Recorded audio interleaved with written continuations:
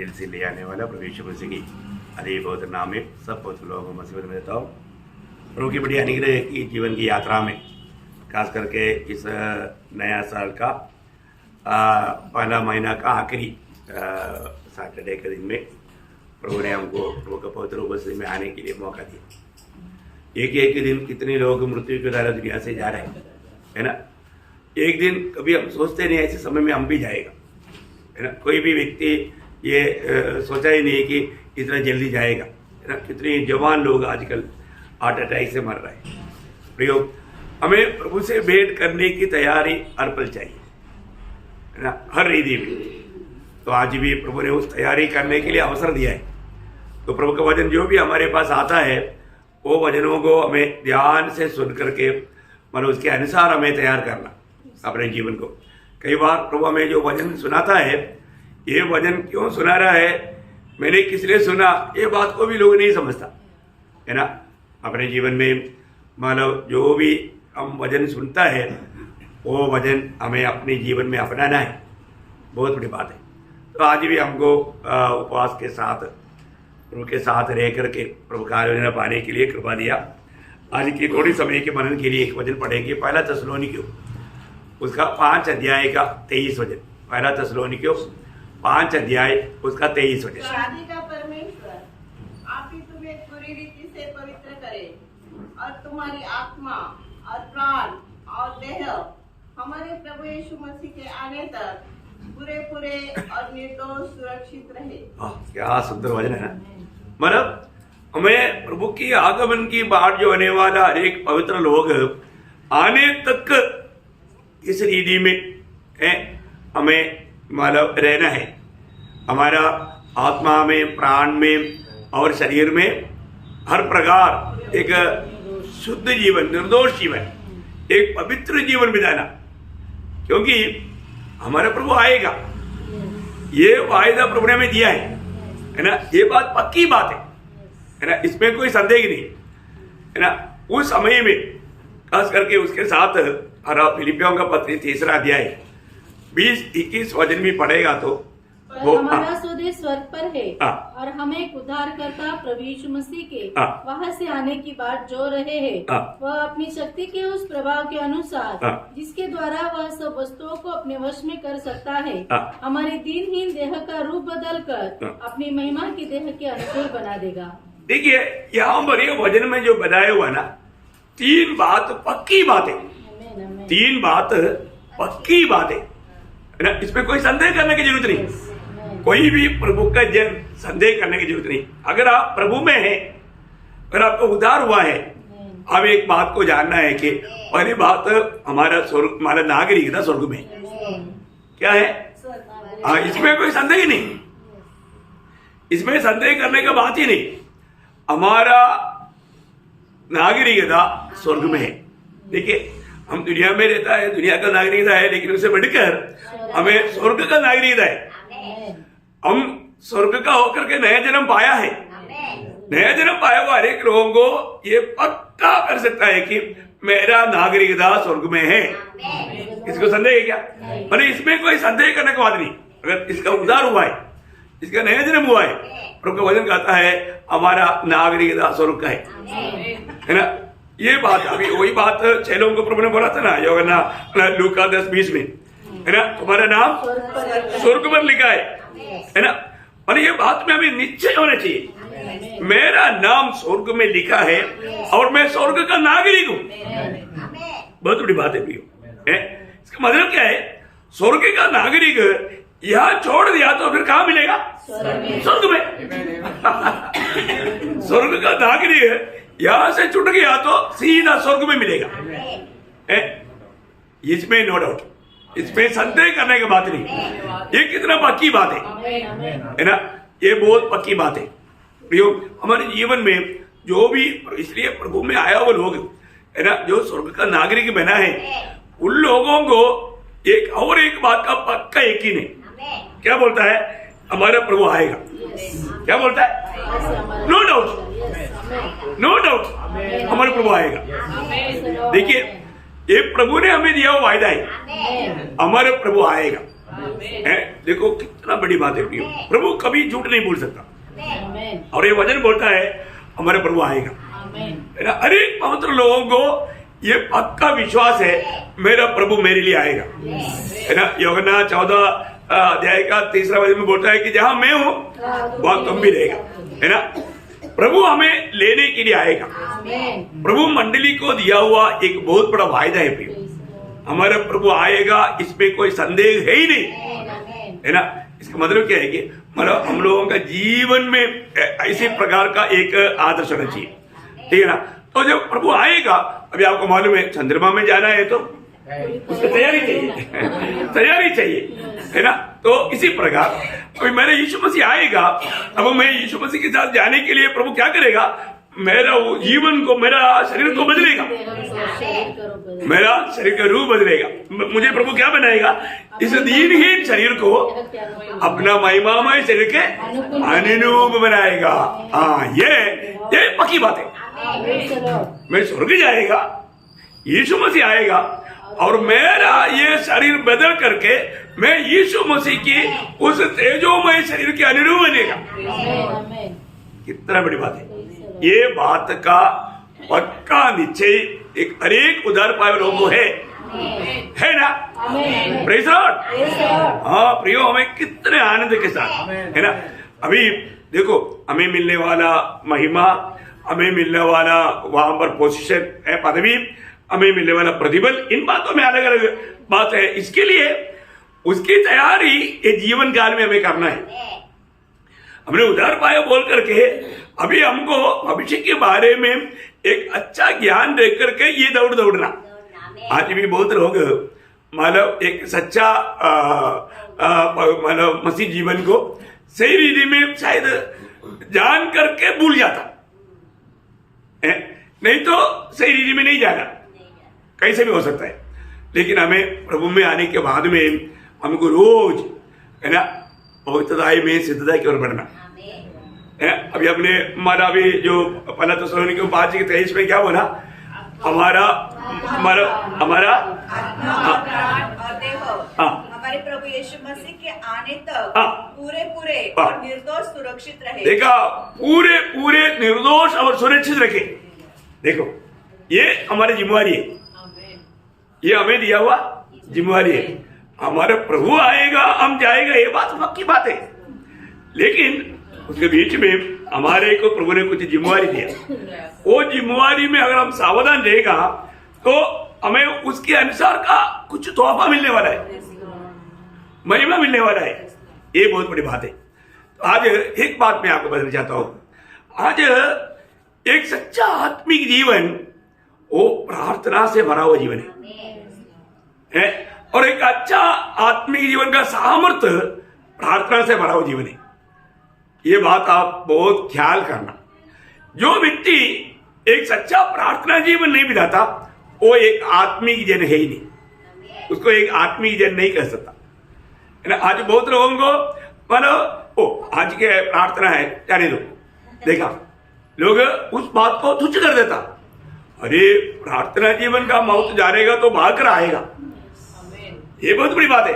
लेकिन कितनी बार लोगों ने तुच्छ किया होगा, है ना। उन्होंने आनंदता का बहुत बड़ा प्रतिफल को खो दिया। मैं आपको बोलता हूं, इसका गौरव मैंने कई बार बताया। ईयोब ने अपने मित्रों के लिए प्रार्थना किया, है ना। देखो ईयोब को कितना मिला, दुगुना। देखा, इसको है ना, प्रार्थना करने वालों को आनंदता में भी कितना मिलने वाला है, दुगुना मिलने वाला है, दुगुना मिलने वाला है। मैं आपको बोलता हूं, प्रार्थना को कभी भी लापरवाही नहीं करना चाहिए। एक व्यक्ति, अभी आपको मालूम है ना, एक प्रकार हमारा जैसे अभी अपन खाना खाता है क्योंकि शरीर को बल चाहिए, पानी पीता है, शरीर मांगता है, परंतु उतना भी लोग प्रार्थना का गौरव नहीं समझता, प्रार्थना का गौरव नहीं समझता।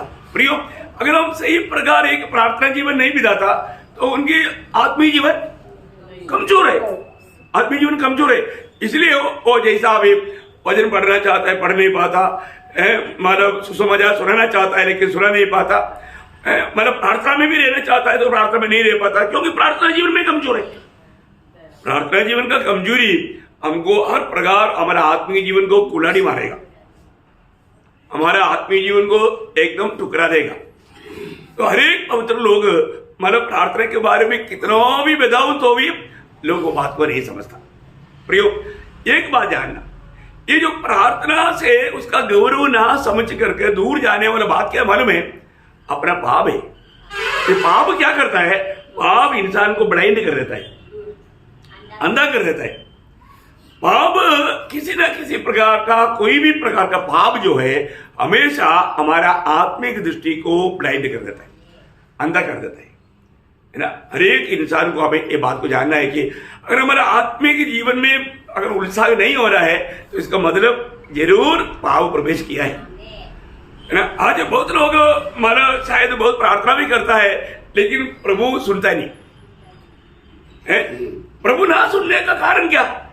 प्रभु सुनता है ना, लेकिन ना सुनने का कारण पाप है ना। आपको सबको मालूम है, एशिया 59 अध्याय का 2 वचन, परंतु तुम्हारे अधर्म के कामों ने तुमको तुम्हारे परमेश्वर से अलग कर दिया है और तुम्हारे पापों के कारण उसका मुंह तुमसे ऐसा छुपा है कि वह नहीं सुनता। देखा, वो नहीं सुनता। अभी आप देखो प्रियो, आज कई लोग, आप लोग बहुत ध्यान से ये बात को समझना प्रियो, आप जब प्रार्थना करता है तो मुझे उसका उत्तर मिलता है, ये अनुभव है क्या? आप बहुत प्रार्थना करता है लेकिन आपको प्रार्थना का उत्तर मिलता है क्या? मिलता नहीं है तो एक ही कारण है, आपका पाप है। प्रभु हर एक वचन में, व्यवस्था में बिल्कुल विश्वास योग्य प्रिय है। हम जब आपको मालूम है ना, पहला यूहन्ना 3 का 22, पहला यूहन्ना 3 अध्याय का 22 वचन, और जो कुछ हम मांगते हैं वो हमें उससे मिलता है। क्यों मिलता? क्योंकि हम उसकी आज्ञाओं को मानते हैं। देखा हम प्रभु की आज्ञाओं को मानते हैं। अभी प्रभु की आज्ञा मालूम है लेकिन हम मानते ही नहीं और हम प्रार्थना कर रहे हैं, मिलता ही नहीं और कुछ नहीं। बात समझ में आया है? हम प्रभु की आज्ञाओं को जानता है परंतु मानता ही नहीं। ऐसे लोग कितना भी मांगो मिलेगा नहीं। कई लोगों के जीवन में प्रार्थना जीवन है ही नहीं, क्योंकि मान लो वो प्रार्थना कर ही नहीं सकता, उनका दिल गवाही देता है मैं प्रार्थना करेगा तो भी प्रभु सुनेगा नहीं, इसलिए नहीं करता। प्रियो, हमारे जीवन में हम ऐसा भक्ति के जीवन बिताने से क्या फायदा? अपने को एक सही भक्त बन करके जीना चाहिए ना। मैं आज प्रार्थना करता है तो प्रभु सुनता है क्या? प्रभु के साथ का मेरा संबंध कैसा है ना? एक भक्त को पक्का मालूम है, मतलब मेरे नागरिक स्वर्ग में है, मैं यहाँ से स्वर्ग जाने वाला है, मुझे वो महिमा का शरीर मिलने वाला है, मेरा प्रभु आएगा। तो मुझे कितना अधिक मेरे जीवन में, मेरी आत्मा में, प्राण में, शरीर में एक सच्चा पवित्र जीवन बिताना हमने किया हुआ। अभी देखो, हम हो सकता है किसी के साथ कोई बात किया और तो हमने किसी को दोष लगा करके बात किया तो भी भयंकर पाप है। कई बार ऐसे भी लोग कर देते हैं, जब वो जो व्यक्ति नहीं है ना, आज करके विश्वासी लोगों का सबसे बड़ा अपराध प्रभु के दास के खिलाफ में बात करते। हाँ बेटो, प्रभु छोड़ेगा नहीं, आपका प्रार्थना सुनने वाला सवाल ही नहीं है। आपको याद है जब याकूब 4 अध्याय का 11-12 वचन, बहुत ध्यान से सुनना, 2 अंडरलाइन कर ले। हे भाइयों, एक दूसरे की बदनामी न करो। जो अपने भाई की बदनामी करता है या भाई पर दोष लगाता है वो व्यवस्था की बदनामी करता है और व्यवस्था पर दोष लगाता है। और यदि तू व्यवस्था पर दोष लगाता है तो तू व्यवस्था पर चलने वाला नहीं पर उसका हाकिम ठहरा। व्यवस्था देने वाला और हाकिम को एक ही है, जो बचाने और नाश करने से सामर्थ्य है। पर तू कौन है जो अपने पड़ोसी पर दोष लगाता है? देखो, इसका मतलब क्या है ना, ये स्वभाव शैतान के एजेंट का है। वो व्यक्ति बिल्कुल शैतान का वक्ता बन चुका है। अब बहुत ध्यान से देखना प्रियो, बहुत ध्यान से सुनना है ना।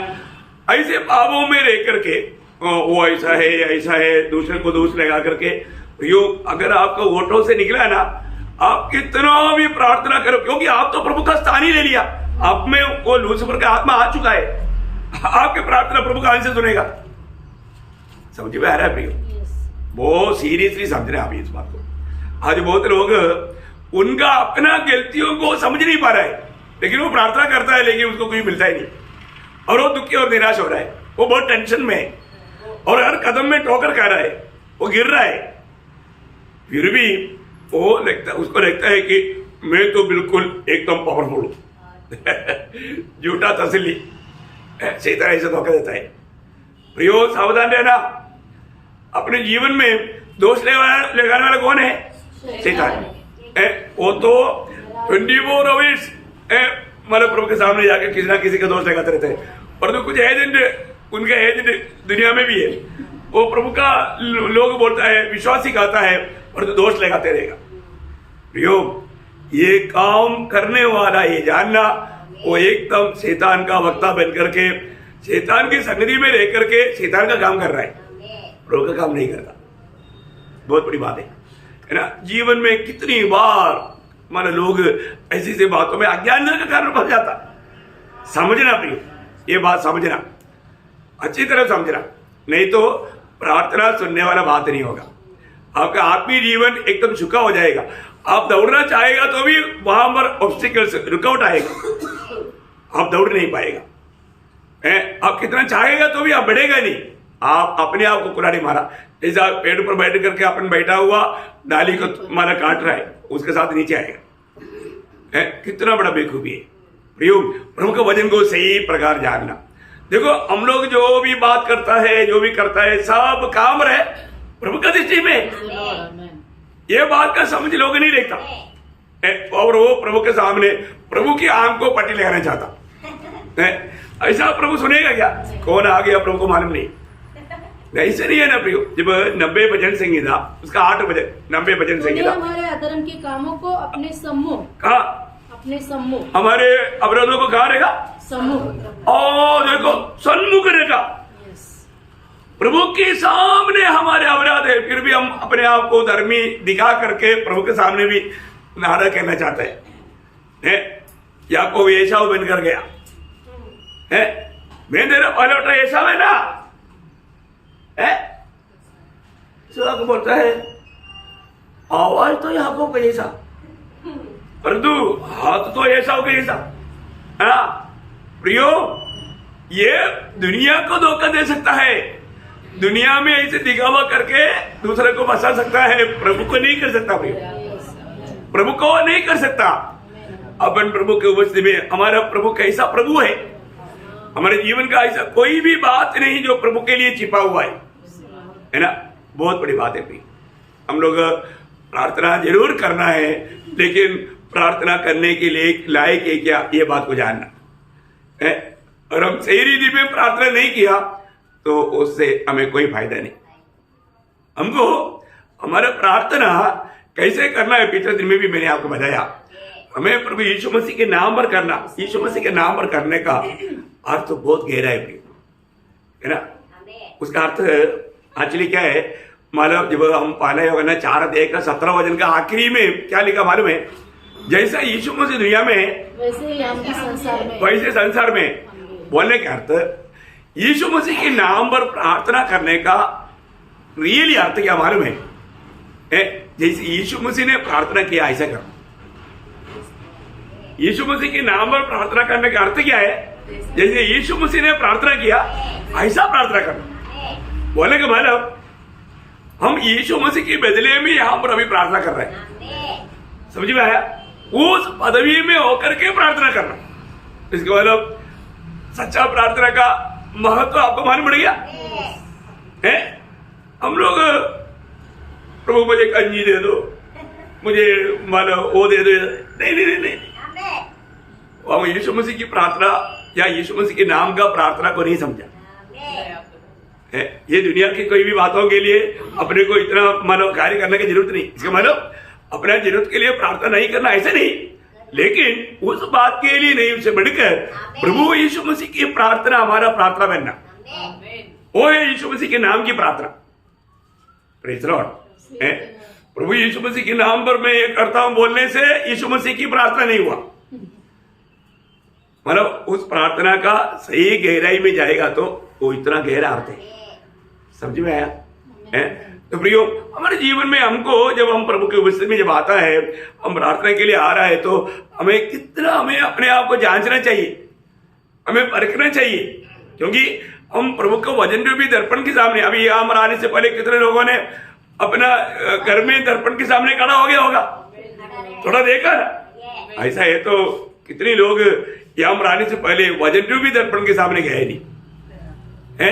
वजन रूपी दर्पण के सामने में कैसा है करके देखा नहीं, ऐसे आया, ये योग्य है क्या? नहीं।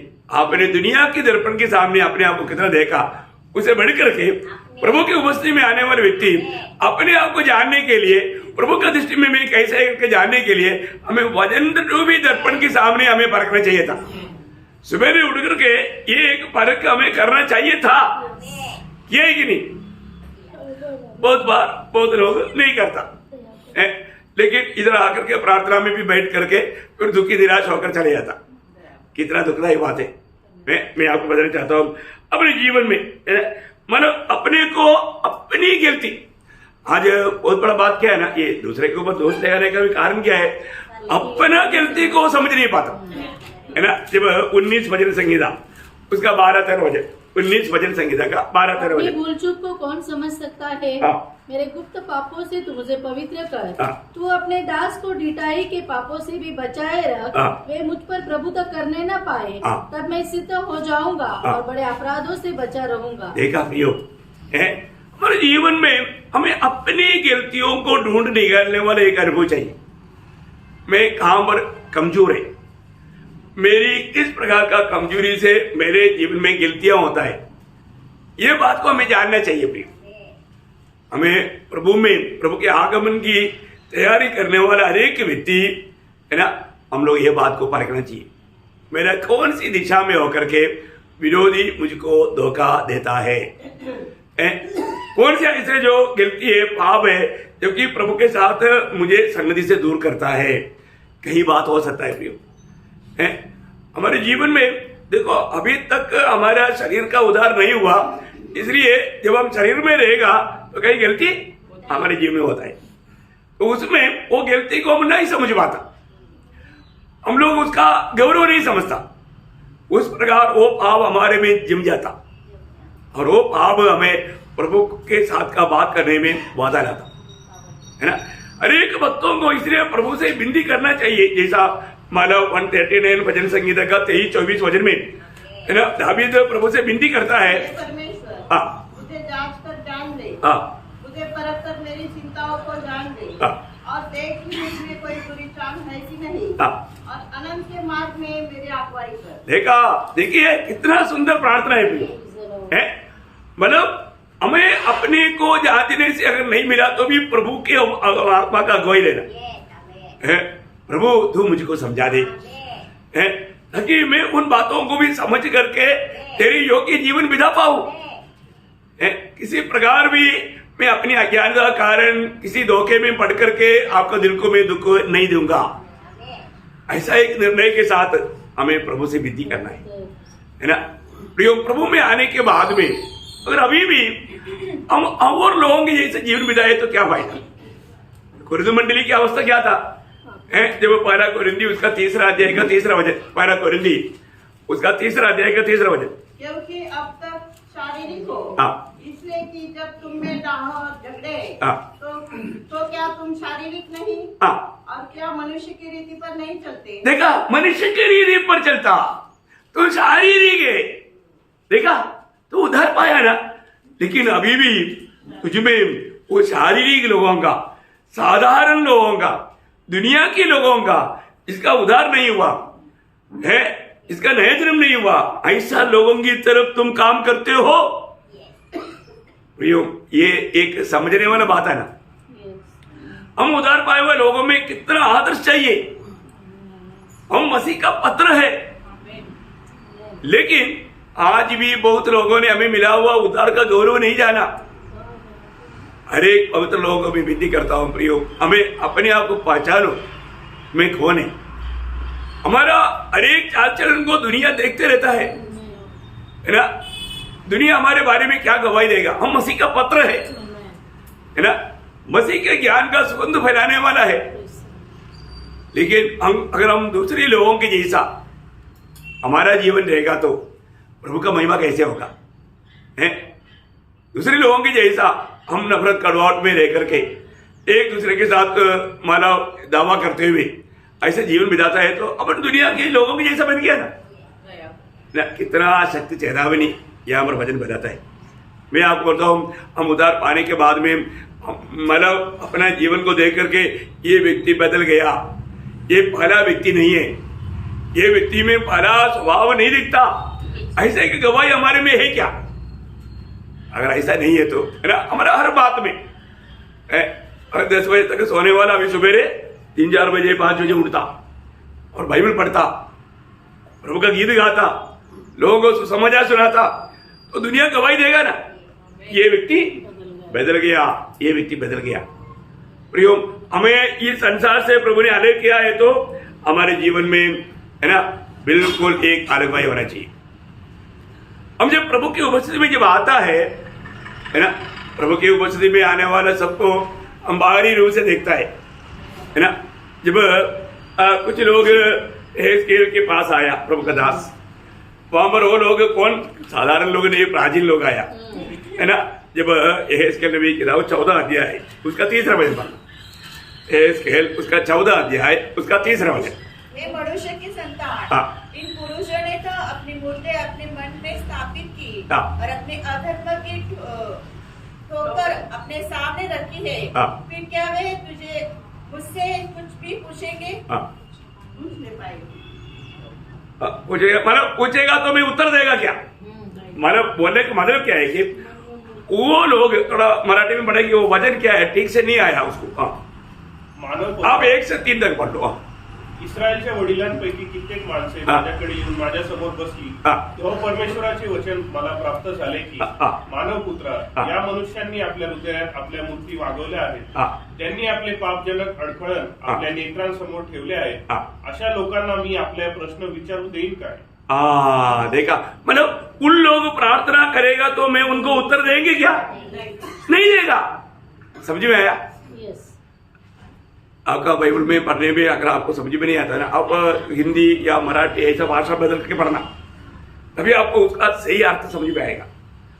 प्रभु बोलता है जो लोग मेरे पास आता है उनके दिल में मूर्ति है, उनके दिल में मूर्ति है।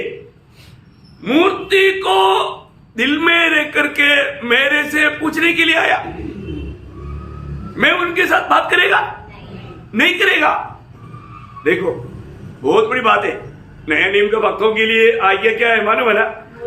पहला यूहन्ना 5 अध्याय का 21 वचन, पहला यूहन्ना 5 अध्याय का 21 वचन। अपने आप को मूर्तों से बचाए रखो। देखा, अपने आप को मूर्तों से बचाए रखो।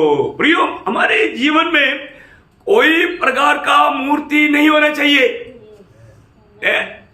देखो, अपने आप को मूर्तों से बचाए रखो, बहुत गंभीर बात है प्रियो।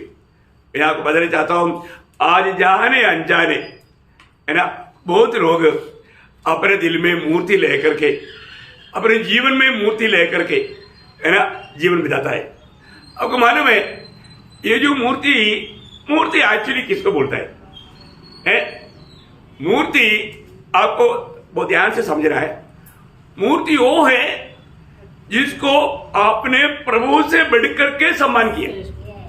ओके, मूर्ति वो है जिसको आपने प्रभु से बढ़कर स्थान दिए, है ना। आपको प्रभु से बढ़कर कुछ भी बात है वो सब मूर्ति है ना।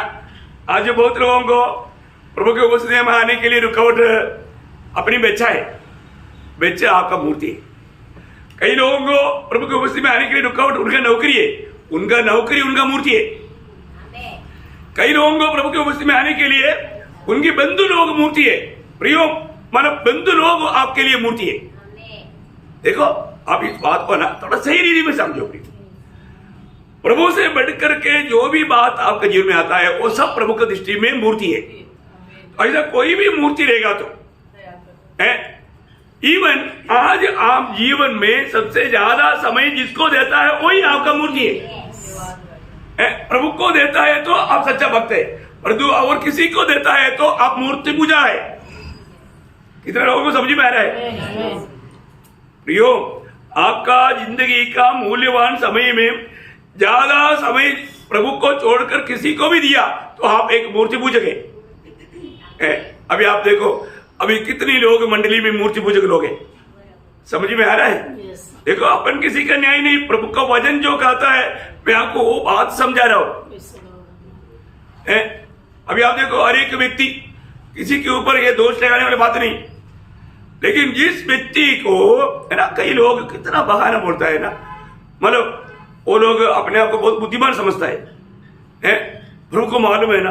देखो इसे कई लोग मतलब प्रार्थना में बोलता है ना, प्रभु मेरे से कुछ गलती हो गया तो माफ करना, मतलब उसको मालूम नहीं, अभी प्रभु पर रखो, प्रभु को ड्यूटी दिया।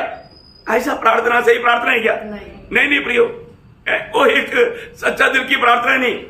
आपके गुण, आपके अपराध आपको ही मालूम है, आप वो कबूल करने के लिए, छोड़ने के लिए तैयार नहीं। प्रभु को बोलते हैं, प्रभु मेरे से कुछ गलती हो गया तो गलती हो गया तो माफ करना। देखो है तो उसको खुद मालूम, लेकिन वो मानने के लिए तैयार नहीं। ऐसा है क्या प्रियो?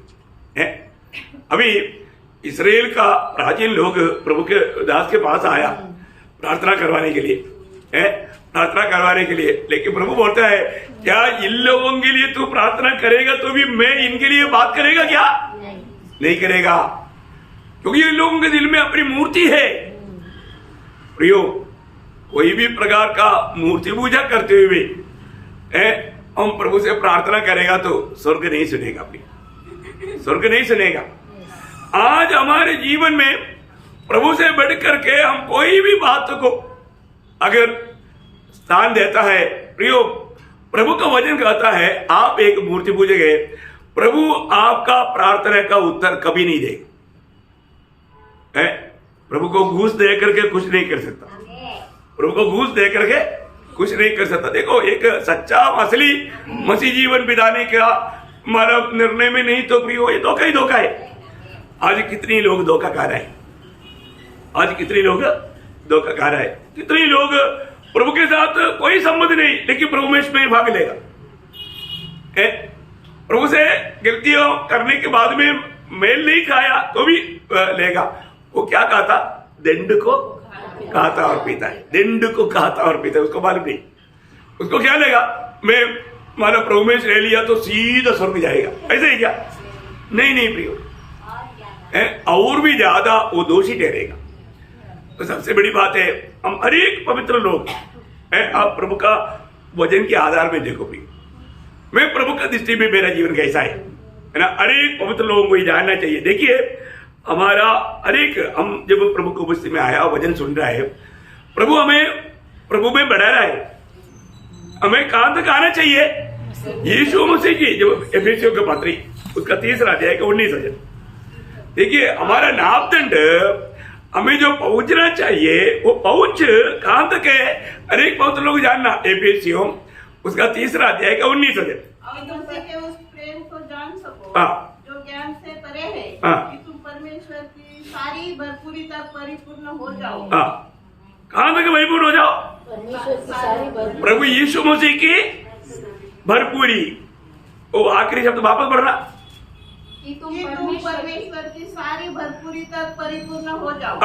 परमेश्वर की उस सारी परिपूर्णता में पहुंचना प्रियो है, हमें उस प्रभु की उस परिपूर्णता में पहुंचना है। हम लोग अपना नापदंड में काम करने से कोई फायदा नहीं प्रियो है। यीशु मसीह की उस परिपूर्णता में पहुंचने के लिए हमें बुलाहट मिला। आज हमारे इतना ऐसा है क्या? उस परिपूर्णता में मुझे पहुंचना चाहिए करके इच्छा है तो हमें रोज प्रभु की आत्मा जो बात बताएगा हम वो बात को बहुत गौर देगा है। परंतु देखो, यहां पर बैठा हुआ अनेक पवित्र लोगों के साथ प्रभु जरूर रोज बात करता है, ऐसा कोई दिन नहीं है प्रियो प्रभु ने बात नहीं किया। कई लोग क्या है कि कई बार लोग वचन को अनसुनी करता है, ये वचन मेरे लिए नहीं, वो उसके लिए, दूसरे के लिए, ऐसे बोलकर छोड़ देता, मतलब अपनी गलती को सुधारने के लिए तैयार नहीं। प्रयोग ऐसी अवस्था में आप आत्मीय जीवन में बल नहीं पकड़ पाएगा, है ना। आज कितने समय हो गया, लोग बहुत बातें प्रभु ने समझाया, लेकिन अपना गलती मालूम होते हुए भी वो मानने के लिए, त्यागने के लिए तैयार नहीं, फिर उसका प्रभु के साथ का नाता सही रहेगा क्या? नहीं रहेगा। आप अपने आप को पूछो, प्रभु मेरा प्रार्थना सुनता है करके मुझे याद है क्या? मुझे हिम्मत है क्या? मैं प्रार्थना करता हूं तो मेरा प्रभु मेरा प्रार्थना सुनता है। ये हमें रोज अनुभव चाहिए ना। अभी जब लेवी व्यवस्था उसका 5 अध्याय का 5 वचन, लेवी उसका 5 अध्याय का 5 वचन, और जब इन बातों में से किसी भी बात में दोषी हो, तब जिस विषय में उसने पाप किया हो वो उनको मान ले। देखिए, मतलब लोगों का कर्तव्य क्या है प्रियो? अपने से गिनती होता है तो मानना, मन फिरना, है ना। कई लोग क्या है ना, अपने गिनती को छिपाना चाहता, ये बहुत भयंकर प्रियो पाव भी करता और वो पाव छिपाना भी चाहता। ये बात प्रभु के लोगों के लिए एक योग्य बात है। मैं आपको बताना चाहता हूं, मतलब लोग आज मतलब इतना ज्यादा ठोकर खा रहा है आत्मीय जीवन में। उन लोग बहुत मतलब परिश्रम कर रहा है लेकिन बढ़ता नहीं। कारण क्या है? उन लोगों ने अपनी पाप को, गिल्टी को प्रभु के सामने कबूल करके मन फिराया, मेल नहीं खाया। पाप को ढक करके वो प्रभु के साथ मेल करना चाहता है। ऐसा काम हो सकता है? नहीं प्रियो। देखिए, उस व्यक्ति के दिल में सच्चा आनंद भी नहीं रहेगा प्रियो। प्रभु का व्यवस्था के अनुसार ये भी हमें गलती हुआ, तुरंत हमें प्रभु के सामने कबूल ही करना चाहिए, कबूल ही करना चाहिए ना। ये दावीद का अनुभव आपको मालूम है, जब 32 भजन संगीता का 5 भजन, मैंने अपना पाप तुझ पर प्रकट किया और अपना अधर्म न छिपाया। देखा, अपना अधर्म को नहीं छिपाया। देखो, छिपाने वाला व्यक्ति संदर्भ लाता है, मतलब दूसरे को भी धोखा देता है, खुद को धोखा देता ही, फंसाता ही। प्रियो, ऐसा कभी ना करना प्रियो, और ध्यान से सुनना प्रियो। प्रभु के वचन जिसने हमको बनाया प्रियो, जिसको हमारा अच्छा भविष्य के बारे में इच्छा है, वो बोलता है, दावीद अपना प्रभु का बस में गवाही देता है कि मैंने मेरे अधर्म को नहीं छिपाया, मैंने उसको कबूल किया। तो क्या हुआ?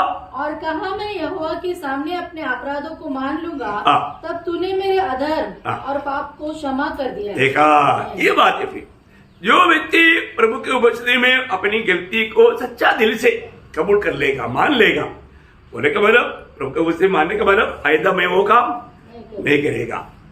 प्रियो, हर एक पवित्र लोग हर रोज मन करना चाहिए, हर रोज अपने जीवन को परखना चाहिए, है ना। मेरे जीवन में किसी प्रकार भी जो प्रभु की दृष्टि में योगी नहीं, ऐसे कुछ गलती हुआ है तो प्रभु मुझे माफ करो, मुझे क्षमा कर।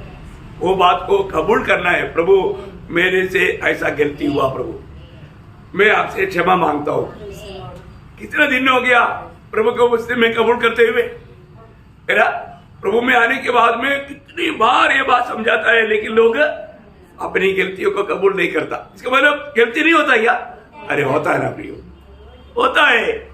और वचन जो भी दर्पण के सामने अपने जीवन को परखने के लिए तैयार नहीं, अपने जीवन को प्रभु के उपस्थिति में लाओ, वचन जो भी दर्पण के सामने लाओ, फिर आप प्रभु की उपस्थिति में, मैं आपको बोलता हूँ, आप कबूल करते करते थक जाएगा, इतनी गलतियां होता है।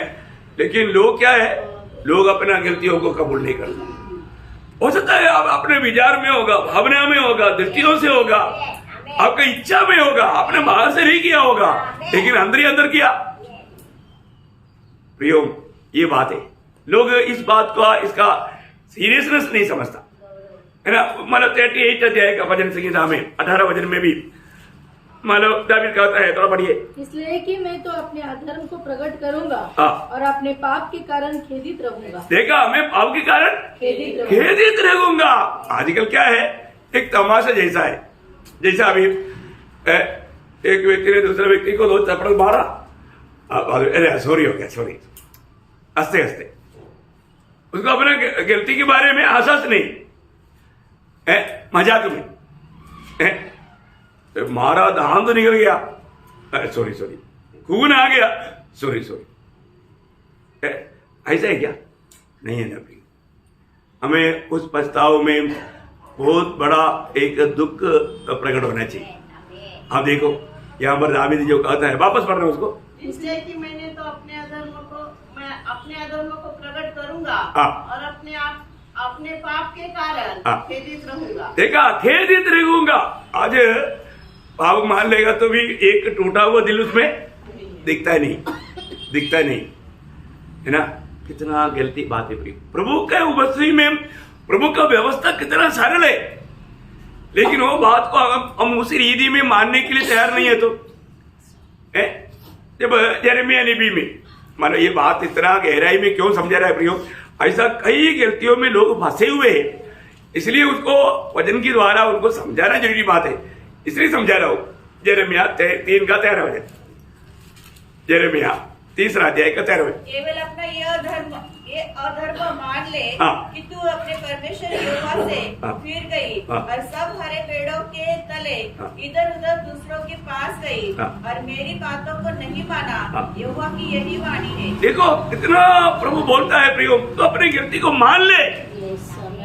देखा, लेकिन लोग मानने के लिए तैयार नहीं, क्योंकि वो आदामी पीढ़ी है ना।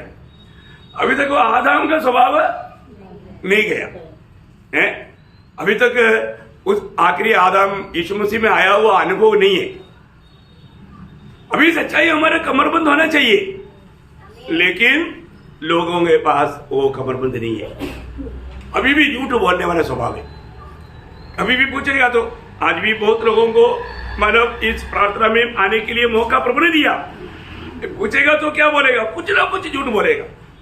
इसलिए ना पूछना अच्छा रहता है ना, सच में, क्योंकि जो भी काम करता है प्रभु का प्रेम में विवेश करता है। अभी देखो इतना अच्छा सुंदर मौसम, आज थोड़ा ठंडी भी कम था, है कितना अच्छा अनुकूल परिस्थिति, कोई बारिश नहीं, कोई धूप नहीं है, सारे अनुकूल है, तभी भी लोग लापरवाही करता है। प्रभु की संगति में आने में लापरवाही कितना भयंकर बात है। स्कूल में कॉलेज वगैरह में हाजिरी भी लगता है, हाजिरी नहीं है तो फेल कर देता है। कम से कम इतना परसेंटेज की हाजिरी चाहिए, है ना। आप देखो आज बहुत लोगों का हाजिरी देखेगा तो पास होने वाला बहुत कम लोग हैं। आप देखो आप देखो ना, क्योंकि इसका भी प्रभु के उपस्थिति में सम्मान है प्रियो। आपको समझ में आया? ये भी एक बहुत बड़ा गलती है करके लोग नहीं समझता है प्रियो। हमें अपना गलती कबूल करना चाहिए, कबूल करेगा तो प्रभु हमारे लिए मार्ग खोलेगा। हमारे प्रभु का के लिए कोई असंभव है क्या? कोई काम असंभव नहीं है ना। आज लोगों को प्रभु के साथ का सच्चा संगति नहीं, प्रभु का आलोचना नहीं मिलता, अपने पाप के कारण प्रभु इतना दूर हो गया, तभी भी उनको पछतावा नहीं।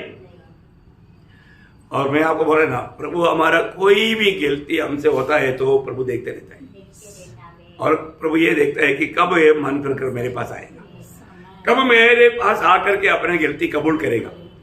है प्रभु में आने के बाद में हम करने वाला एक एक जो हम छोटा भी समझे तो प्रभु को उपस्थिति में छोटा नहीं, वो एक एक को कबूल करना है। नहीं तो क्या होगा ना। होशे नबी में एक सुंदर शब्द है, होशे 5 अध्याय का 15 वचन, होशे उसका 5 अध्याय का 15 वचन। जब तक वे अपने को अपराधी मानकर मेरे दर्शन के खोजी न होगी, तब तक मैं अपने स्थान को न लौटूंगा। देखा, जब तक वो अपने आप को अपराधी जान करके प्रभु के सामने वो बात को कबूल करने के लिए अगर तैयार नहीं होगा, प्रभु के साथ का संबंध नहीं रहेगा भी। आप देखो है, इसलिए लोग क्या सोचता है, मैं पाप करने के बावजूद भी मैं बाइबल भी पढ़ता हूँ, प्रार्थना भी करता हूँ, मेरा प्रभु के साथ का संगति होके, लेकिन आत्मीय जीवन गिरा हुआ है, उसमें कोई आत्मिक बल नहीं, वचन पढ़ता है समझता नहीं, प्रार्थना करता है कोई उत्तर नहीं, कारण क्या है ढूंढता नहीं है। कितना दुखदायक अनुभव होगी। ऐसा मत फंसना प्रियो। हमें हर एक दिन अपने जीवन को हमें जांचना है, परखना है। कोई भी प्रकार प्रभु के साथ का नाता में कोई वादा आया क्या? हर रोज प्रभु की उपस्थिति में घुटने टेक करके अपने जीवन की कमी गट्टियों को प्रभु के सामने कबूल करके मन करना चाहिए। ऐसा है तो आपको सच्चा आनंद मिलेगा। उद्धार के आनंद में आप प्रभु का भक्ति कर पाएगा। हमारा प्रभु कितना विश्वास योग्य है ना। पहले योगना पहला अध्याय के 9 वचन वाला कितना सुंदर वचन है। नए लोगों के प्रति मैं आपको पढ़ाऊंगा। पहला योगना पहला अध्याय का 9 वचन। यदि हम अपने पापों को मान ले तो वह हमारे पापों को क्षमा करे और हमें सब अधर्म से शुद्ध करने में विश्वास योग्य और धर्मी है। कितना अच्छी बात है प्रियो है। प्रभु हमको गिल्टी कबूल करेगा तो ताड़ना करेगा, नष्ट करेगा, मार देगा, ऐसा है क्या? नहीं है ना प्रियो। प्रभु का वचन कहता है वो हमें क्षमा करने के लिए विश्वास योग्य है। वो हमें क्षमा देगा, प्रभु हमको स्वीकारेगा, प्रभु हमारे साथ बात करेगा, प्रभु हमको ऐसे गिल्तियों के ऊपर विजय प्राप्त करने के लिए प्रभु सामर्थ्य देगा। लेकिन एक बात बहुत गंभीर है प्रियो, कोई भी प्रकार बहुत पाप करने के बाद में प्रभु मेरे से पाप हुआ ऐसे नहीं बोलना। प्रभु में आने के बाद हमारे जीवन में करने वाला हर एक पाप एक पाप प्रभु के सामने कबूल करना है। प्रभु के सामने कबूल करना है। आप उद्धार पाने के लिए आपने 50 साल पाप किया, वो एक पाप आपको कबूल करने की जरूरत नहीं। आपने 80 साल पाप किया, आपने एक पाप कबूल करने की जरूरत नहीं। सब में पापी हूं करके मानना जरूरी, मतलब सका भी। परंतु आप विश्वास करने के बाद में अगर आप 15 साल का भी है तो एक दिन करने वाला एक पाप आपको एक कबूल करके उसको छोड़ने का जरूरत है। नहीं तो आपका प्रभु के साथ का संगति में वादा आएगा, दूरी आएगा, प्रभु प्रार्थना नहीं सुनेगा। आज कई लोगों को मतलब प्रभु को बस्ती में आने के टाइम पर भी जल्दी नींद क्यों आता मालूम है? क्योंकि पाप उनको इतना शैतान ने पिलाया। इसलिए वचन आने के समय में वो उस पर गौर नहीं दे पाएगा। इस रीति में शैतान घोड़ा बना देता है। समझ में आया? बहुत भयंकर बात है भी अपने जीवन में। जब नीति वचन में जो 28 अध्याय का 13 वचन बहुत अनोखा वचन है। जो अपने अपराध छिपा रखता है उसका कार्य सफल नहीं होता, परंतु जो उनको मान लेता और छोड़ भी देता। प्रियो, जो भी अपन पाप कबूल करता वो व्यक्ति को क्या करना चाहिए? छोड़ना भी चाहिए। ये नहीं सिर्फ कबूल किया बात छोड़ा नहीं, माफ मिलेगा? नहीं मिलेगा प्रियो। ऐसे लोगों को माफ नहीं मिलेगा। देखो, जो व्यक्ति अपने गलती कबूल करके छोड़ देगा तो ऐसा लोगों के बारे में जो इब्रानियों 8:12 में लिखा है, मैं उनका पाप कभी स्मरण नहीं करेगा। देखा, ये उनके लिए वायदा है। जो व्यक्ति पाप हुआ, प्रभु के सामने कबूल करके छोड़ दिया, ऐसा लोगों के बारे में वचन कहता है मैं उसका पाप फिर कभी याद नहीं करेगा। देखा ना इब्रानियों 8:12। क्योंकि मैं उनके अधर्म के विषय में दयावंत हूँगा और उनके पापों को फिर स्मरण न करूँगा। देखा, फिर मैंने उसका 10 का 17 भी। फिर वह यह कहता है मैं उनके पापों को और उनके अधर्म के कामों को फिर कभी स्मरण न करूंगा। देखा, फिर कभी स्मरण नहीं करूंगा। किन लोगों के बारे में बोला? जो लोग वास्तव में प्रभु के सामने कबूल किया और छोड़ दिया। प्रियो, जरूर हम लोग, मैं एक बात आपको बताना चाहता हूँ, एकदम पाव भरा दुनिया में हम रहता है और हमारा शरीर में कई प्रकार का बलहीनता रहता है। उसके कारण हमारे जीवन में बहुत आसानी से पाप आता है, पाप होता है ना। तो हमें क्या करना चाहिए? है ना, हम गुस्सा करना नहीं चाहता, लेकिन गुस्सा आ जाता, कुछ ऐसा वातावरण बन जाता। हम नाराज नहीं होना चाहता, लेकिन कटी कर देता। देखो, ये सब जो नहीं होना चाहिए, ऐसा कोई भी बात हमारे जीवन में होता है, वो पाप है। पाप का अर्थ क्या है? लक्ष्य फिसलना। मतलब प्रभु के लक्ष्य से हम थोड़ा भी फिसल गया तो वो सब पाप है। पाप को ज्यादा निर्वचन देने की जरूरत नहीं है। हम हटिया लक्ष्य फिसल जाना, जैसा गोली मारता है तो एक मानव क्या बोलता है, एक टिन शीट रहता है, उसके बीच में एक हार्ट रहता है, एक काला सा एक राउंड रहेगा। गोली मारने वाले एकदम उधरी मारना चाहिए, परंतु गोली आकर के और टिन शीट का दूसरा जगह पर मार जाता है, उधर निशाना आ जाता है, हम चेक करते हैं जा करके, है ना, फिर उधर ही कागज लगाता है गूंद से, वापस जाकर के वापस मारता है, बराबर वो काला के अंदर लगना चाहिए, वो है निशाना। नहीं समझा? तो उसी प्रकार उसको बोलता है पाप है, मतलब गोली मारने की बात नहीं, मतलब हम प्रभु का लक्ष्य से थोड़ा भी फिसल गया वो सब पाप है। तो प्रभु का हमारे प्रति एक योजना है, एक लक्ष्य है प्रभु का, वो लक्ष्य में हमें इसलिए बोलता है हमेशा प्रभु का इच्छा मालूम करो, प्रभु की इच्छा मालूम करो, उस इच्छा के अंदर रहो, अपनी इच्छा में नहीं जाना, प्रभु की इच्छा है ना। एफएससी 5:17 वचन में आपको मालूम है, इस कारण निर्बुद्धि ना हो, निर्बुद्धि ना हो, ध्यान से समझो कि प्रभु की इच्छा क्या है। देखा, ध्यान से समझो, हो सकता है वो हमारे लिए बहुत मांगी बात रहेगा, हमारा जीवन में हमको करने के लिए बहुत तकलीफ रहेगा, लेकिन प्रियो में प्रभु को बात मानने वाला एक गुण चाहिए। क्या चाहिए? कभी भी रिबील नहीं करना, है ना। आज कई बार कई लोगों को कुछ बात बोलता है तो उनको अच्छा नहीं लगता, ऐसे नहीं प्रियो, प्रभु का बात है तो हमें अच्छा लगना चाहिए। अभी भी कई वचन आपको अच्छा नहीं लगा होगा, उसको मतलब नहीं लगा है तो आप मानव शरीर में है, उसके लिए दाम देने के लिए आप तैयार नहीं, इसलिए आपको अच्छा नहीं लग रहा है। प्रियो, प्रभु का वचन मानने के समय में हमें यीशु मसीह का आदर्श है, ठीक है ना, है ना। यीशु मसीह की आदर्श में प्रभु ने जो हमें दिया हुआ, फिलिपियों 2:8 वचन, बाकी पूरा पढ़ने के लिए जरूरत नहीं, फिलिपियों 2:8, और मनुष्य के रूप में प्रकट होकर अपने आप को दीन किया और यहाँ तक आज्ञाकारी रहा। देखा, अपने आप को इतना दीन किया। प्रियो, ये बहुत बड़ी बात है, मसीह जीवन में रोज हमें दीन बनते जाना, ये हमारा आत्मीय जीवन का बढ़ोतरी को दिखाता है। हम कहां तक दीन बनते जाएगा, इसके मतलब हम मसीह के स्वभाव में बदलते जा रहे हैं, उसका एक प्रकट चिन्ह है। यीशु मसीह यहां तक दीन रहा कि क्रूस की मृत्यु, उस श्रापित मृत्यु पिता की इच्छा के अनुसार, पिता की आज्ञा के अनुसार मान लिया। यीशु मसीह को सूली पर मारने वाला कौन था? एक्चुअली पिता, पिता ने, प्रेज़ लॉर्ड, हमारी खातिर, यहूदी लोगों ने नहीं। देखा, पिता ने हमारे लिए पुत्र को मारा और वो पुत्र वो सहने के लिए तैयार हो गया। फिर वो है हमारा आदर्श।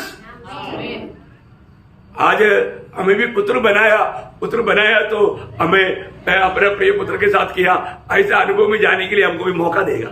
कितने लोग चाहता है उस महिमा में प्रवेश करने के लिए, उस आज्ञाकारिता हमारे में अपनाना, ये बहुत जरूरी बात है। यीशु मसीह की प्रार्थना जीवन हमने परखा है, जाना है, जांचा है, ऐसे एक प्रार्थना जीवन हमको भी लाना। हमें इस शरीर की खुशियों को छोड़ करके प्रार्थना जीवन के लिए हमें अपने आप को और भी तैयार करना, सवेरे उठकर प्रार्थना करना, जरूरत पड़ गया तो रात भर प्रार्थना करना, है ना। देखो, आज हमारे एक बड़ा गलती क्या है मालूम है? हम लोग जब प्रभु का वचन सुनने के टाइम पर में काम पर आया, क्या सुन रहा है, ये सुनने वाला वचन के साथ मेरा कर्तव्य क्या है, वो बात को नहीं समझता। यहाँ पर आपको मालूम है, नीति वचन उसका 28 अध्याय का 9 वचन एक खतरनाक वचन है।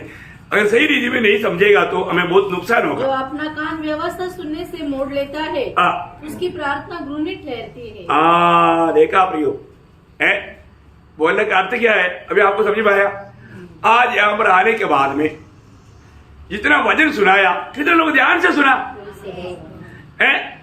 ये मुझे आज जो वचन सुनाया, ये वचन मुझे प्रभु के महिमा के लिए पालन करने के लिए दिया, और दो हमने कुछ वचनों को ध्यान दिया ही नहीं। वो वचन क्या कहता है वो मानने के लिए, जानने के लिए इच्छा ही नहीं, छोड़ दिया। वो हमको इतना गहराई में वचन जानने का जरूरत नहीं।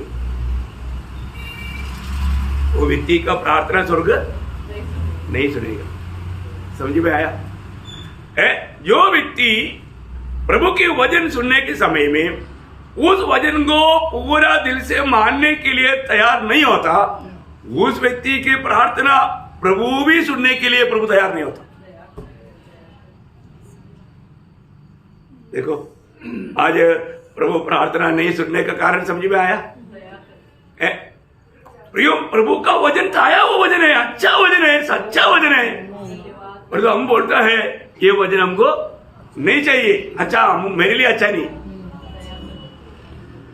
वो मेरे लिए अच्छा नहीं, ऐसा अगर हम देगा तो वो व्यक्ति के लिए उसका प्रार्थना स्वर्ग भी बोलेगा तेरा प्रार्थना मुझे भी नहीं चाहिए, क्योंकि मेरा वचन तुझे नहीं चाहिए, मेरी इच्छा जानने के लिए मानने के लिए तू तैयार नहीं, तो तेरा प्रार्थना सुन करके मैं भी वो करने के लिए तैयार नहीं। समझ में आया? बहुत बड़ी बात। आज बहुत लोगों का प्रार्थना प्रभु इसलिए नहीं सुनता कि उनको जो भी सुनाया वो मानने के लिए वो तैयार नहीं है। वो कितना रिबेलियस स्पिरिट के अंदर काम करता है। प्रभु का बात है, प्रभु का बात ना मानने बोलेगा तो कितना खतरनाक बात है, सर्वाधिकारी की बात है। एक पुलिस इंस्पेक्टर की बात नहीं माना तो पिटाई पक्का है। ऐसा है तो सारा एक मतलब अधिकारी की बात नहीं मानने से पिटाई है, तो सर्वाधिकारी की बात नहीं मानेगा तो आनंदकाल का पिटाई। क्या है? आनंदकाल का पिटाई वही चाहता है क्या? बात तो मानना प्रिय, प्रभु में आने के बाद में बात तो मानने वाला एक गुण चाहिए। कभी भी हम लोग रिबेल नहीं करना, ऐसे करेगा तो हमें अनंत काल का बड़े आशीष हम खो देगा। जब प्रकाशित वाक्य में ऐसा बहुत बातें है, 22 अध्याय का 12 से 15 तक का वचन बहुत ध्यान से पढ़ना है। आने वाला हूँ और हर एक के काम के अनुसार बदला देने के लिए प्रतिफल मेरे पास है। इसका मतलब एक दुख का नुकरा, इसका मतलब क्या है कि हमारा जिंदगी में हमें कितना सावधान रहना चाहिए उसका चेतावनी क्या है। हमारे जिंदगी में हमें कितना सावधान रह करके जीवन बिताना चाहिए उसका शक्ति चेतावनी है। आप देखो प्रियो, अपना हरेक कामों के ऊपर प्रतिफल मिलने वाला है। हमारा काम कैसे होना चाहिए? दिखावा नहीं होना चाहिए, दुनिया की रीति का नहीं होना चाहिए, प्रभु का दृष्टि में योग्य जो है उस मार्ग में होना चाहिए, तभी प्रतिफल मिलेगा। कैसे भी करने से मिलेगा क्या? नहीं नहीं नहीं, है ना। मतलब यहाँ पर रुक करके मानव पहला कोरिन्थियों 13 अध्याय उसका 3रा वचन, यदि मैं अपनी संपूर्ण संपत्ति कंगालों को खिला दूं। देखा, कंगालों को खिलाना अच्छा काम है। कंगालों को खिलाया, एक टाइम पर खाना भी खिलाया तो बहुत बड़ी बात है, प्रतिफल मिलने वाला बात है, प्रतिफल मिलने वाली बात है। कंगालों को सारा संपत्ति खिलाया बोलेगा तो हम कैलकुलेशन करता है ना, बड़ा प्रतिफल मिलना चाहिए। और आगे या अपनी देह जलाने के लिए दे दो। देखो ओ मतलब प्रभु यीशु मसीह के लिए मरने के लिए एक तो तैयार होकर के यीशु मसीह के लिए मर भी गया, लेकिन वो किस लिए मर में लोग जानना चाहिए मैं बहुत बड़ा भक्त है।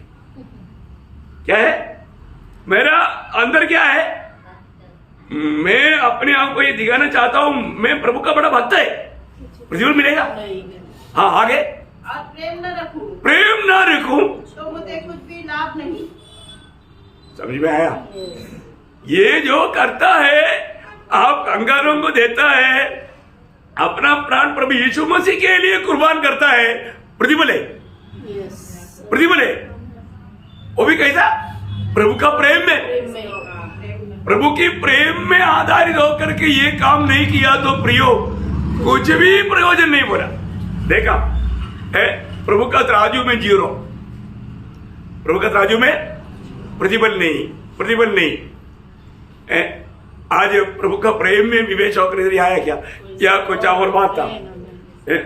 नहीं अभी नहीं जाएगा तो जरूर प्रभु का दास अगला प्रचार में जरूर बोलेगा, अरे भाई प्रचार में आपको प्रोत्साहन की बात बोलता, आपको थोड़ी डांटने वाली बात बोलता। आपको जो प्रभु की बात नहीं मानेगा आपका नुकसान हो जाएगा, आपको समझा रहा है, मैं थोड़ी आपको श्राप दे रहा है। वचन जो कहता है वो बात आपको समझा रहा है। आपको और भी प्रभु का सानिध्य में रहकर मसीह की रूह बनना है। आप देखो भी, अभी प्रभु ने क्या बोला, मैं शीघ्र आ रहा हूं, मैं जल्दी आ रहा हूं, अरे को उसका काम के अनुसार। देखो मैं इसलिए बोला काम, आपने कितना काम किया, कितना बड़ा पहाड़ तोड़ा, वो नहीं बात, आपने काम करने के पीछे प्रभु की प्रेम में था कि नहीं, आपने जो भी काम किया प्रभु का प्रेम में किया क्या, ये बात है भी। यदि आपने प्रभु का प्रेम में नहीं किया, अपना स्वयं में किया है, पूरा गया भी। अपनी खुद की बढ़ाई के लिए किया, अपने आप को भक्त दिखाने के लिए किया, अपनी प्रशंसा के लिए किया, तारीफ पाने के लिए किया, प्रियो आपको आनंदता के लिए कुछ प्रयोजन नहीं, कुछ भी प्रयोजन नहीं। तो प्रभु बोलता है अरे का काम किया, क्योंकि वो लकड़ी घास भूसा है, वो लकड़ी घास भूसा है, वो जल जाएगा। हमारा अरे काम प्रभु का प्रेम में भर करके करेगा तो वो सोना बन करके हमें प्रतिफल का पात्र बनाएगा। प्रभु बोलता है मैं प्रतिफल लेकर के आ रहा हूं, अरे को अपनी उसके काम के अनुसार बदला देगा। और आगे, मैं अल्फा और ओमेगा, पहला और अंतिम, आदि और अंत हूँ। धन्य वे हैं, धन्य वे हैं जो अपने वस्त्र धो लेते हैं। देखा, रोज वस्त्र धोना बोलने का अर्थ क्या है, रोज मन फिरना, रोज अपनी गलतियों को ढूंढ निकाल करके अभी तक जो हमने सीखा प्रभु की उपस्थिति में ला करके पापों की क्षमा प्राप्त करना। देखा, रोज हमें अपने वस्त्र धोना है भी, ये धोने का काम हमें रोज करना है। और आगे, क्योंकि उन्हें जीवन के वृक्ष के पास आने का अधिकार मिलेगा और वे फाटकों से होकर नगर में प्रवेश करेंगे। क्या बात है, बड़े आदर के साथ उनको मानो प्रवेश करने पाएगा। कौन? जो व्यक्ति वास्तव में प्रभु के आगमन के इंतजार में प्रभु की इच्छा जान करके आत्मा की प्रेरणा से प्रभु की महिमा के लिए जो कार्य किया उनको है। कितना आनंद की बात है, कितना आनंद की बात है। आज प्रभु की दृष्टि में हमारा काम कैसा है? अभी देखो, एक एक व्यक्ति जब प्रार्थना में आता है उनको देख करके हमें बहुत आनंद होता है। तो मुझे इतना आनंद है तो मुझ में प्रभु आनंद दे, तो अब प्रभु को कितना आनंद मिलता है ना। रोज प्रियो हम बोला है, रोज हम कुछ इकट्ठा कर रहे हैं। जब रोमियो का पत्री में ऐसा एक चेतावनी है, उसका दूसरा अध्याय है, उसका 6 से 8 तक का वचन पढ़ा। रोमियो दूसरा अध्याय का 6 से 8। वो हर एक को उसके कामों के अनुसार बदला देगा। देखा, हर एक को प्रियो, ये मंडली को मिलने वाला ट्रॉफी नहीं है। नासिक मंडली के लिए एक ट्रॉफी दिया और अगुआ को दिया, बाकी लोग ऐसे क्या? नहीं, ऐसा नहीं प्रियो, हर एक को मिलेगा, हर एक पवित्र जन को, एक एक जन को मिलेगा। बदला देगा जो सुकर्म में स्थिर रहकर महिमा और आदर और अमरता की खोज में है, उन्हें वह आनंद जीवन देगा। पर जो विवादी है, विवादी को क्या मिलेगा? और जो सत्य को नहीं मानते पर अधर्म को मानते हैं, उन पर क्रोध और कोप पड़ेगा। कितना भयंकर बात है। प्रभु का वचन हमें जो चेतावनी देता है प्रिय, हमें वो बात को जानना है, हमें वो बात को मानना है ना। मैं क्या पाने के लिए दौड़ू में? आज प्रभु के आगमन रहेगा तो देखो, वचन इतना साफ साफ बताता है हमें कितना अधिक प्रभु का भय मान करके प्रभु का कार्य करना चाहिए। हर एक लोग एक एक दिन करने वाला काम प्रभु एक दिन न्याय में लाएगा, वो बात का समझ बहुत लोगों को कम है। आपको मालूम है, जब दुनिया में जीवन बिताया हुआ सबसे महान ज्ञानी कहने वाला सलोमन अपना पत्रों को लिख करके आखिरी में, ये सारा तीनों पत्रियों का आखिरी समाप्ति एक निचूड़ बात वो उपदेश 12 अध्याय का 13-14 वचन में बोलता है। बहुत हमें ध्यान देने वाली बात है। सब कुछ सुनाया गया। अंत की बात यह है कि परमेश्वर का भय मान और उसकी आज्ञाओं का पालन कर, क्योंकि मनुष्य का संपूर्ण कर्तव्य यही है। क्योंकि परमेश्वर सब कामों और सब बातों का, चाहे वे भली हो या बुरी, न्याय करेगा। बहुत बड़ा बात है, प्रभु न्याय करेगा। प्रियो, हमें हर एक बातों को प्रभु का भय मानते हुए प्रभु की वचन के अनुसार, अभी पुराने नियम में यहूदी रबियों ने 613 आज्ञा निकाल कर रखा है, 10 आज्ञा नहीं, 613 आज्ञा पुराने नियम में। नया नियम में उससे भी कई गुना ज्यादा है। समझ में आया? जो भी वचन आया वो सब आज्ञा है। मैं आपको बताना चाहता हूँ प्रियो, इन बातों को सही रीति में अगर नहीं जानेगा तो कितना बड़ा धोखा हो जाएगा। प्रभु का वचन कहता है रोज आज्ञा है आत्मा में भरो। कितने लोग भरता? आज्ञा तोड़ता है। जो आत्मा में भरेगा वही आत्मा में चलेगा। परंतु कितने लोग आत्मा में भरता है? ऐसा भी आज्ञा है क्या? पहली बार सुना कई लोग। प्रेज़ लॉर्ड, ऐसे ही क्या नहीं है ना? कितनी बार समझाया है ना? इसलिए प्रभु की आज्ञाओं को उत्साह से मानना, आज्ञा तोड़ना पाप है प्रिय। प्रभु का आज्ञा तोड़ना पाप है, आज्ञा मानना प्रेम है। जो मुझे प्रेम करेगा वो आज्ञा मानेगा। देखो अभी मतलब चेले लोगों को एक अपेक्षा था, हमें प्रचार करना सिखाओ, ऐसे नहीं, प्रार्थना करना सिखाओ, है ना? प्रार्थना करने के लिए प्रभु ने सिखाया हुआ प्रार्थना के अनुसार कितना लोग प्रार्थना करता है, ये एक सोचने वाली बात है ना? जब मत्ती के सुसमाचार उसका 6 अध्याय अभी आप पढ़ना नहीं, मैं आपको बताना चाहता हूं। अपने मार्ग में चलते हुए प्रभु तेरा नाम पवित्र माना जाए, ऐसा प्रार्थना करना ये कितना बड़ा प्रभु का निंदा है। 6 अध्याय के 9 वचन में प्रभु ने जो प्रार्थना सिखाया उसमें क्या बोला? प्रभु तेरे नाम पवित्र माना जाए। परंतु हम वो प्रार्थना करने के लिए हम अपने मार्ग में चलते हुए हम प्रभु को बोलता है प्रभु तेरे नाम पवित्र माना जाए, ऐसा बोलना क्या है? कपटता है। क्या है? कपटता। कपटता है। कबड्डी बोलेगा तो आपको अच्छा लगेगा? अच्छा लगेगा? अरे प्रभु की नाम महिमा पाना है तो हम प्रभु के मार्ग में होने चाहिए ना। और जो अपने मार्ग में पूरा जीवन बिताया, पूरा 24 घंटा बिताया, सारे हफ्ता बिताया और इधर ही आकर के प्रभु तेरे नाम महिमा पाए, तेरे नाम पवित्र माना जाए, ऐसा बोलने से होगा क्या? नहीं नहीं नहीं नहीं, नहीं। इसको बोलता है कपट भक्ति। कपट भक्ति अच्छा लगता है क्या प्रभु का वचन? वचन सुनने से कुछ समझ में आ रहा है?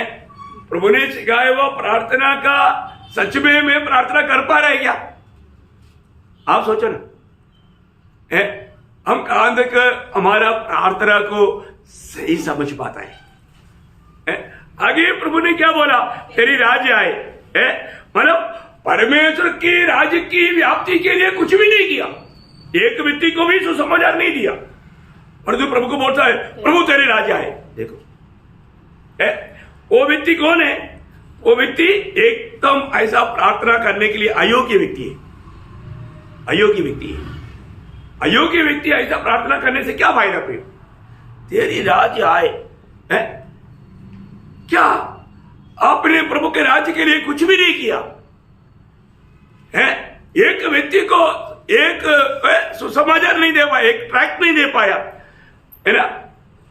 मोबाइल फोन आता है, पूरा दुनियादारी की बात, कभी प्रभु यीशु मसीह के बारे में एक शब्द नहीं कहा है। आप प्रियो, और आप बोलता है तेरा राज्य आए। आपका ये प्रार्थना का कुछ प्रभु का दृष्टि में कुछ मूल्य है? 0। और आगे क्या बोलता है? मानव तेरी इच्छा जैसे स्वर्ग में पूरी होता है। अरे मनमानी में जीने वाला, ऐसे बोलने का अर्थ क्या है? मनमानी में जीने वाला प्रभु को बोल रहे प्रभु जैसे तेरा इच्छा स्वर्ग में पूरी होता है ऐसा दुनिया में भी हो। धरती में कूद नहीं चलता तो किसके लिए प्रार्थना करना है? चेलों को सिखाया हुआ प्रार्थना हम करने के लिए लायक है क्या? देखो और वे क्या बोलता है? हमारा कर्जदारों को क्षमा करना, क्योंकि हमने हमारा अपराधियों को क्षमा दिया। इसका मतलब क्या है कि मतलब अपन कभी भी क्षमा ना देते हुए इस प्रकार का प्रार्थना करना कितना बड़ा कपट भक्ति है। कितना बड़ा कपट भक्ति है। इसका मतलब क्या है प्रियो? हम लोग प्रार्थना करने के लायक है क्या? मैं प्रार्थना करने के लायक है क्या? मेरी प्रार्थना स्वर्ग सुनेंगे क्या? झटका होगा आज।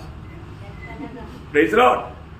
देखो प्रियो, हम अपनी असली अवस्था अभी जान करके जहां पर सुधारना है सुधार करके प्रभु के आगमन की तैयारी नहीं करेगा तो कितना नुकसान होगा। बात समझ में आ रहा है कि नहीं है? देखो कई लोगों को क्या है कि थोड़ा ऊपर से बस प्रभु को ग्रहण किया, बपतिस्मा लिया, अभी सीधा स्वर्ग जाएगा, उधर आपको ट्रॉफी देगा, मुकुट देगा। ऐसे सुनने के लिए अच्छा है, पर तो आपका भाग सुनाएगा तो बाप रे ये क्या है? उधार पाने के बाद में ऐसे भी बात है क्या? हमने सुना सब मुफ्त में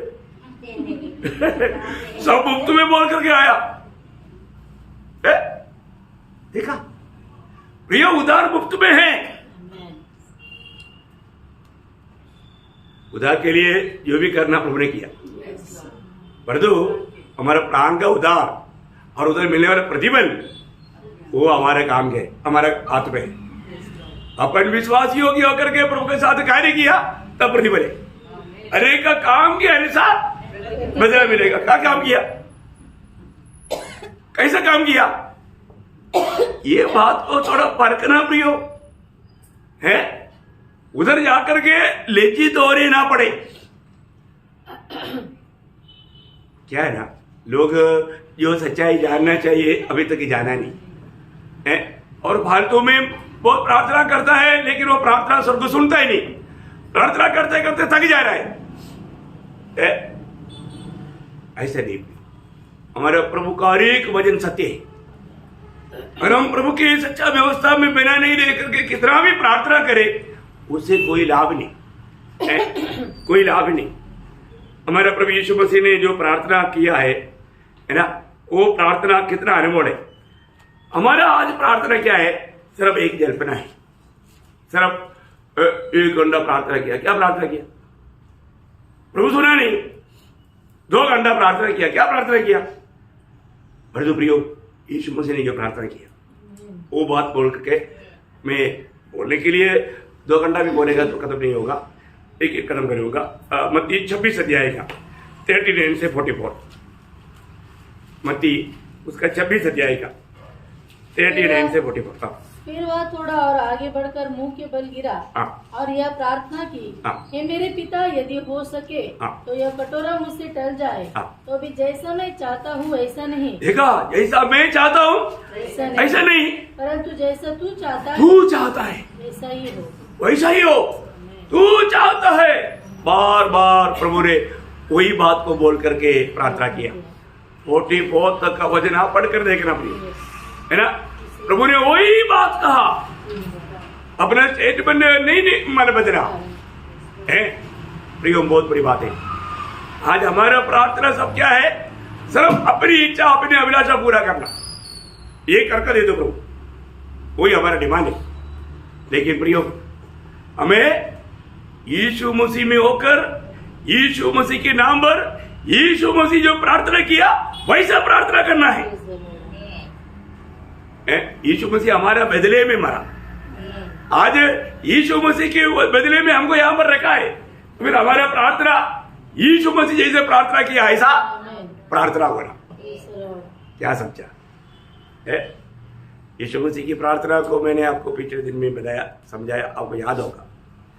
प्रियो, वैसा प्रार्थना करना, वही प्रार्थना हम बाइबल में पौलुस के द्वारा मतलब बताया हुआ प्रार्थना में हम वही बात को देखा।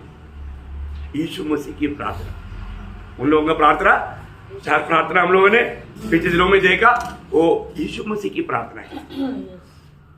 वो बात है प्रियो, आज हमारा प्रार्थना जीवन कैसा है प्रियो? हमारे प्रभु का आगमन बहुत निकट है।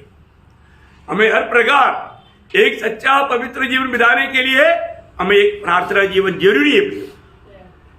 जो व्यक्ति एक प्रार्थना जीवन में नहीं है वो व्यक्ति कभी भी एक पवित्र जीवन नहीं बिता सकता। आज आप देखो, आज आप प्रभु में एक पवित्र जीवन बिताते बिना प्रभु आपको सुनेगा नहीं। पाव में रह करके भाभीियों की प्रार्थना प्रभु नहीं सुनता। यूहन्ना 9:31 आपको मालूम है, पढ़ने की जरूरत नहीं, लेकिन बहुत बड़ी बात है। तो अब अपने आप को परखना है। हमारे जीवन में कहीं ना कहीं हमारे से गलती हुआ तो हमें क्या करना, कबूल करना और उसको छोड़ना। क्योंकि हमारा हर एक हम नहीं समझता होगा तो अभी भी वो पाप प्रभु का दृष्टि पे है, प्रभु के सामने है ना। इसलिए हमें सच्चा मानव एक विजयी जीवन बिताना है तो हमें एक प्रार्थना जपमय जीवन बिताना है। और प्रार्थना का जीवन में गति आ गया तो आप समझना आपका मसीह जीवन हरा हुआ है, अब एक विजयी जीवन नहीं बिताता है। तो अपना प्रार्थना जीवन को देख करके हम समझ सकता है वो व्यक्ति कितना वास्तव में प्रभु का लायक जीवन बिताता है। देखो, एक व्यक्ति का प्रार्थना जीवन, एक परिवार का प्रार्थना जीवन, एक मंडली का प्रार्थना जीवन, ये सब बात मतलब प्रभु को वो मंडली कितना महिमा देता है, वो परिवार कितना महिमा देता है, वो व्यक्ति कितना महिमा देता है, उस बात का आधार है। आप देखो आज अपना प्रार्थना जीवन प्रभु का दृष्टि में कैसा है। आज जब प्रभु के उसे घुटने टेकता है तो तुरंत प्रभु हमें मतलब सुनेगा क्या, ये बात को परखना भी है। गलती इंसान से संभव है ना। एक प्रभु का जन, एक प्रभु का भक्त हमेशा हमें संभालना है। मैंने आपको कई बार बताया, आज भी मैं एक प्रभु का बेटा बन करके अब्बा पुकारता है तो हाँ बेटे, ये पिता बोलता है कि नहीं, है ना। एक सच्चा भक्त है, क्योंकि एक हर एक सच्चा भक्त क्या करता है, 1-2 बजे जल्दी पढ़ के, क्योंकि मतलब आत्मा एक दे रहा है तो पहले होगा ना 3 अध्याय का 9-10 बजे पहले होगा ना 3 अध्याय का 9-10। परमेश्वर से जन्मा है वो पाप नहीं करता। हाँ देखिए, बहुत अनमोल शब्द है। हम नया जन्म पाया है तो कहाँ से पाया, प्रभु से पाया है। सबको मिल गया ना, पहले होगा ना 3 अध्याय 9-10 वचन मिल गया ना। अभी देखो और पढ़ो। क्योंकि उसका बीज उसमें बना रहता है और वह पाप कर ही नहीं सकता, क्योंकि परमेश्वर से जन्मा है। इससे परमेश्वर की संतान और शैतान की संतान जाने जाते हैं। देखा, कोई 2 संतान है, एक परमेश्वर का संतान और एक शैतान का संतान। मैं किसका संतान है ये जाना जाता है। और आगे, जो कोई धर्म के काम नहीं करता वो परमेश्वर से नहीं। देखा, जो धर्म की काम नहीं करता वो परमेश्वर से नहीं। जो उल्टा उल्टा काम करता, जो लोगों को फंसाता, जो लोगों को धोखा देता, जो झूठ बोलता है, जो भी गलत काम करता है वो प्रभु से नहीं, वो शैतान की ओर से। क्योंकि शैतान आदि से झूठ बोलते आया, हत्या करते आया, धोखा देते आया, फंसाते आया, वो काम प्रभु का लोग नहीं करता। इससे मालूम पड़ेगा। वापस पढ़ना। इससे परमेश्वर की संतान और शैतान की संतान जाने जाते हैं। जो कोई धर्म का काम नहीं करता वो परमेश्वर से नहीं, और न वह जो अपने भाई से प्रेम नहीं रखता। देखा, कितना क्लियर बात है प्रिय। एक प्रभु से जन्मा वो व्यक्ति सावधान रहेगा प्रिय, सावधान रहेगा। उसका 5 का 18 भी पड़ेगा। पहले होगा ना 5 अध्याय का 18 वचन। हम जानते हैं कि जो कोई परमेश्वर से उत्पन्न हुआ है वो पाप नहीं करता, पर जो परमेश्वर से उत्पन्न हुआ उसे वह अपने आप को बचाए रखता है। देखा,